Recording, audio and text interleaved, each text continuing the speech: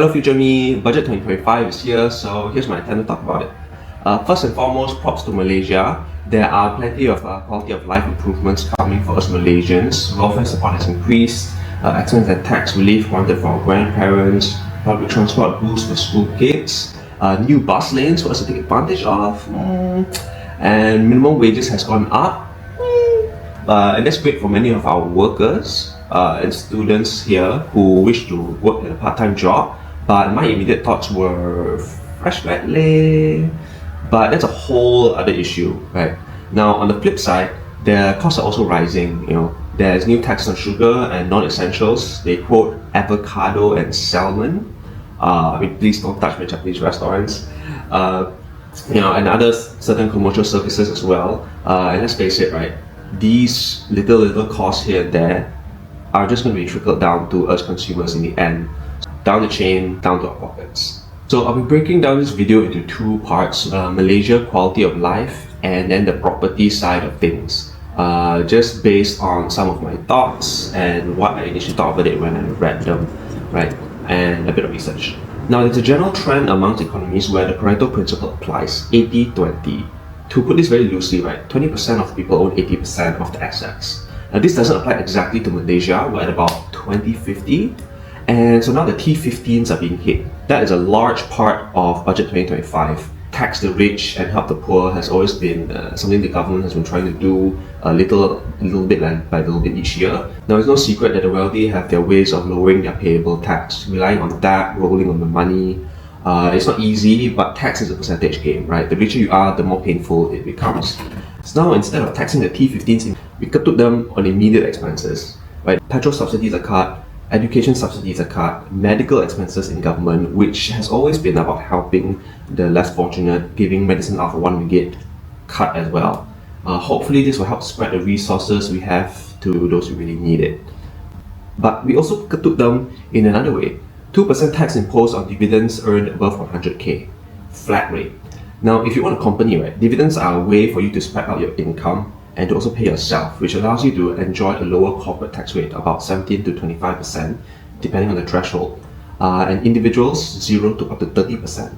And if you look at the plot graph and you look at the research, right, the sweet spot is about 150,000. So if you're above 150,000 as a wage earner, right, you're going to be taxed I think about 28%, right? Very, very, very high. If you're a company, you'll only be at about 24%. So you can include business expenses as further deductions, but only if you run and operate a business. So not so much for wage earners. And this aims to target people who use this system. The next point here, increasing support for our OKU brothers, incentivizing businesses to support them. Fantastic. If you can't help someone, you don't have the means or the time, reward the people who can. Nobody wants a thankless job, right? Now for all you businesses out there, digitalization and automation allocation of 3.8 billion.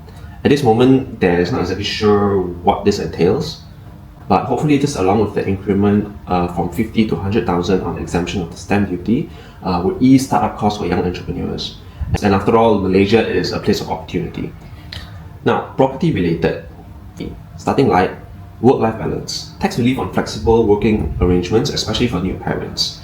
But who's more flexible than a real estate agent, right? And what this entails isn't exactly clear yet, but being the property line, let's hope. Now, the next one here, it affects everyone, but it also has an effect on properties. I'll put it in this section. Wages increased from 1,500 to 1,007. A nice step in the right direction. However, for certain businesses, off the top of my head, I'm thinking like manufacturing, construction, those with high number of laborers, right?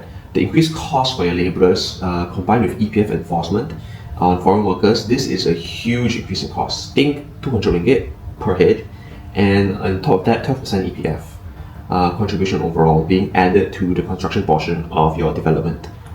Will corners be cut for developers to maintain their profit margins, or will property prices just go up and up?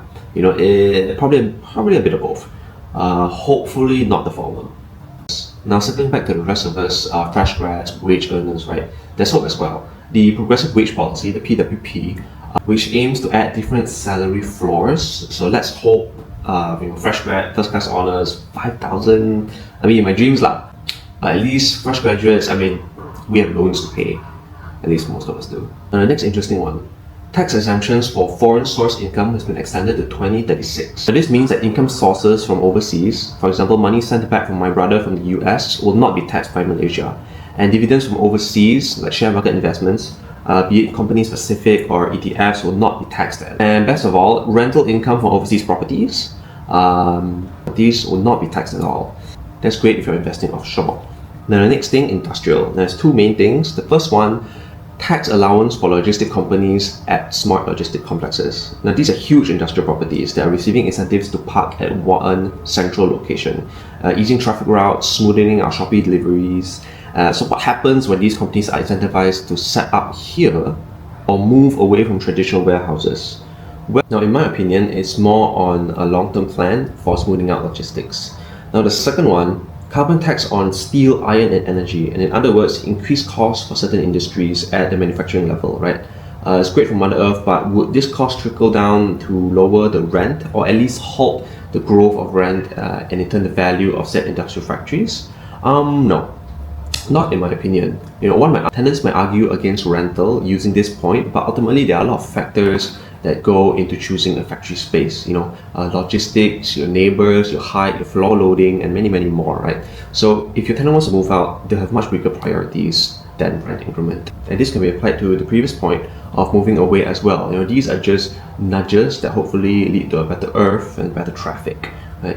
Now, back to something a little more relatable for most of us. Tax relief has been introduced for first homes below 750,000 and 500,000 of 7,000 and 5,000 respectively, applicable for properties signed between 1st of January 2025 and until the end of 2027. So these 3 years. Wow, that's an insanely significant savings of about 400 to 600 per month. And even if it's just for 3 years, this lifts a lot of the financial burden away from people who cannot afford it and gives them ample time to get their job promotion and to get that increased income. How is this possible?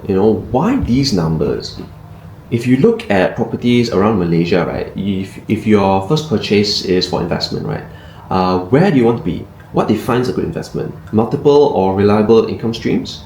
Where are these?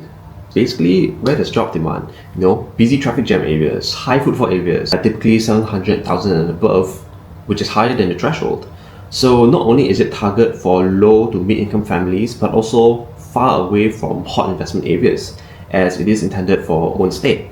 Now I also do suspect that it has to be relevant. It doesn't mean that you buy a 200,000 ringgit property and you get the maximum possible relief per month. No.